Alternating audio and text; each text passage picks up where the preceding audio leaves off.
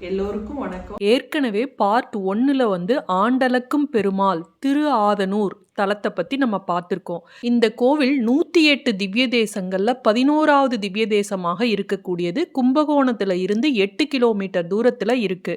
இங்கு மற்றொரு சிறப்பு அப்படின்னா என்னன்னு சொன்னேன் இல்லையா, மோட்சத்தூண். திரு ஸ்ரீரங்கத்துல மட்டும்தான் இந்த மாதிரி மோட்சத்தூண் பார்த்திருக்கலாம்.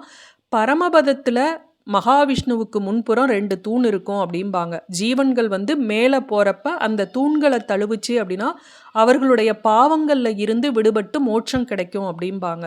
அதே போல் இத்தலத்தில் கருவறைக்கு முன்புறம் அர்த்த மண்டபத்தில் சுவாமியோட பாதம் தலைக்கு நேராக 2 தூண்கள் இருக்கும். அதை இரட்டைப்படை எண்ணிக்கையில் வலம் அந்த தூண்களை பிடித்து கொண்டு சுவாமியோட திருமுகத்தையும் திருப்பாதத்தையும் நம்ம தரிசனம் செஞ்சோம் அப்படின்னா நமக்கு மோட்சம் கிடைக்கும்.